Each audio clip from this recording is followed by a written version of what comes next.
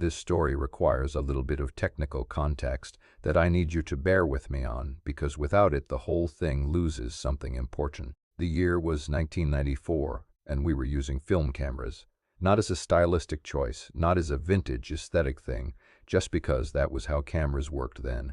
You loaded a roll of film, you took your pictures, and at some point afterward you took the roll to a drugstore or a 1-hour photo place and you waited. And then you got your pictures back in a little yellow envelope and you spread them out on a table and saw for the first time what you'd actually captured. There was a delay built into the process, a gap between the taking and the seeing, and that gap is important to this story.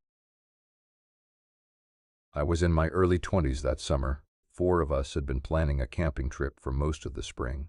Me, my friend Danny, his girlfriend at the time, whose name was Cara, and my buddy Marcus, who I've mentioned in other stories, and who you might remember as the most naturally skeptical person I've ever known. 4 of us, one long weekend, a state park about 3 hours from the city, a spot Danny had reserved by the lake because he was the organized one of the group.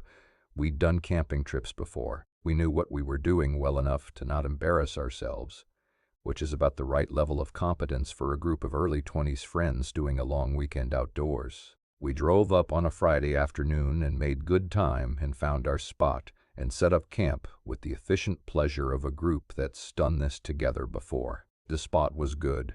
Lakeside, a short path through the trees to the water, a fire ring already there from previous campers, enough shade from the trees to make the afternoon comfortable. We set up 2 tents, gathered wood, got a fire going by the time the light was going golden and long, and sat around it with cold drinks from the cooler and the particular satisfaction of a trip that has started exactly as a trip should start. Danny had brought 2 cameras, his own, a decent point-and-shoot he'd had for a couple of years, and one he'd borrowed from his younger brother, an older model that was completely manual. You had to set the exposure yourself, no automatic anything.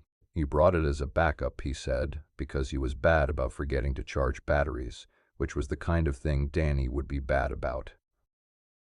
Both cameras had fresh rolls of film, 24 exposures each, 48 pictures between the 2 cameras for a 3-day trip. We took pictures the way you do on a trip like that, not constantly, not obsessively, but capturing the things worth capturing, the campsite in the afternoon light, the lake at sunset, the fire on the first night, the hike we took on Saturday morning up to a ridge that had a view of the whole valley, Cara and Danny by the water, Marcus doing that thing he did where he always made a face instead of smiling for pictures because he thought smiling for pictures was fake, which the rest of us found obnoxious and Marcus found principled. We used up maybe half the film on Danny's camera and almost all of the manual one over the 3 days. We drove home Sunday afternoon, tired in the good way, and Danny took both rolls to the 1-hour photo in the drugstore near his apartment and forgot about them for 2 days, the way you do when you come back from a trip and real life reasserts itself. Immediately, he called me on Tuesday evening, and his voice had a quality to it that I want to try to describe accurately.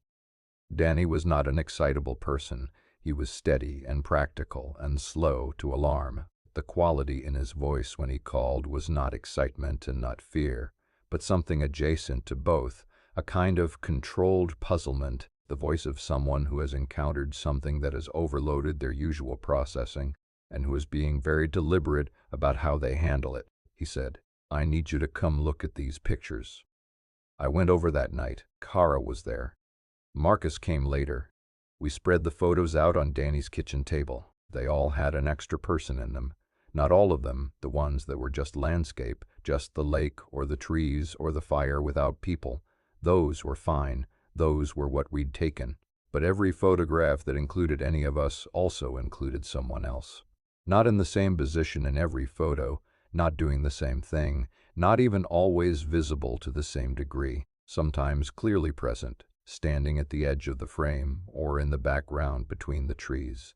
Sometimes just partially visible, the edge of a shoulder or a leg or a hand, but there, in every single photograph that had a person in it from either camera, present in some way. We went through them methodically, the 4 of us, the way 4 people in their early 20s go through something that has completely overloaded their available frameworks, with a kind of urgent collaborative focus, picking up each photo and passing it around, pointing at what we were seeing, comparing one to the next. The figure was always in the same general vicinity relative to the group, not in the center of the frame, not positioned as though it belonged in the photo, but at the edge of things, in the background, partially obscured. In the photos taken by the lake, it was among the trees at the tree line.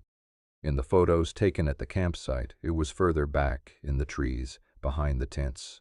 In the ones taken on the ridge, it was further down the slope, below where we'd been standing, visible between the trees. Always back, always at the edge, always partially visible. It was a person, or it was person-shaped. I want to be precise about this. It had the proportions of a person, stood the way a person stands, was oriented in the photos the way a person orients to a scene they're watching, but the clarity of it was different from the clarity of us. We were in focus, the four of us, normal photographic focus. The figure was not blurry exactly, not motion blurred or out of focus, just different. As if it were being rendered by a slightly different process, as if the light that made up its image was coming from a different source than the light that made up ours. Marcus said very calmly, because this was Marcus. Someone was following us. We talked about that for a while. The park had other campers. It wasn't empty. It was possible that someone had been in the vicinity of our campsite and our hiking spots and happened to appear at the edge of various photos over 3 days. Possible, but the consistency was hard to account for on that theory. The figure was always the same distance from us, always at the same edge of frame position, across 48 photographs taken over 3 days with 2 different cameras. A person coincidentally present at the periphery of that many photographs over that length of time in that many different locations would have had to be tracking us pretty deliberately, Kara said quietly, looking at one of the clearer photos. It looks like it's watching us.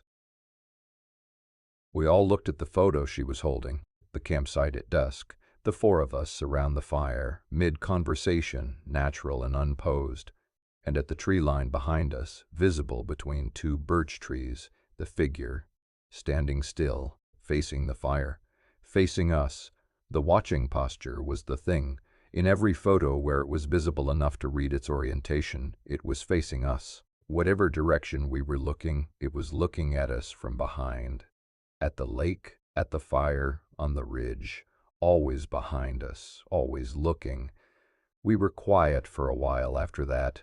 Then Danny did what Danny did, which was to try to find the practical path through. He said we should go back and look at the specific locations in each photo and figure out if there was any physical reason, a trail, a popular viewpoint, a campsite nearby that would put people at those specific spots consistently. He said we should look at whether any of the photos had enough detail in the figure to identify clothing, anything specific. He approached it like a problem to be solved, which was the Danny approach to everything, and it was not unhelpful.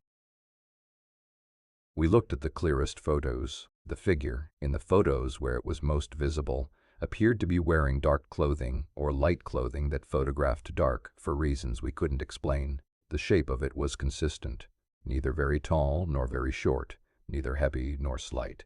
Entirely generic in the human sense of being a shape without distinguishing features, except for the watching. That was always distinguishing. That quality of being oriented toward us in every photo, regardless of where we were or what we were doing. We kept the photos. Danny kept them in the envelope they'd come back in and put the envelope in a drawer, and for a while the 4 of us collectively didn't talk about it much. The way you sometimes don't talk about things that you haven't finished processing. We moved on. The trip proceeded in that particular way that experiences recede into the past and become, rather than present tense events, things that happened. But we didn't forget. None of us forgot. And over the years it has come up between us at intervals, the camping trip, the photos, the figure at the tree line, usually late at night when that kind of conversation finds its natural time and space. What I think about most, when I think about it, is the quality of the watching rather than the presence itself. The presence is strange enough, a figure in 48 photographs that none of us saw in person over 3 days. But what sits with me most is the orientation. Whatever it was watching us, specifically us. At the fire, on the ridge, at the lake, not watching the landscape, not wandering through the frame coincidentally, watching us. And I've come around over the years to finding something almost comforting in that. Or not comforting exactly, but significant in a way that isn't entirely uncomfortable, because whatever was in those photographs was paying attention. Whatever was at the tree line watching our fire on that first night, watching us move through its landscape, watching four young people have a good weekend in the woods, it wasn't doing anything about us. It wasn't interfering. It wasn't making itself known. It was just present, just watching, the way you watch something that interests you, something you want to keep an eye on, something you want to see safely through. Maybe that's not what it was. Maybe it was something that had no investment in us at all, that was simply there in the way that presences are simply there in old woods. And that happened to appear at the periphery of our photographs because we were in its space and the camera was honest enough to record it. But I like the other version.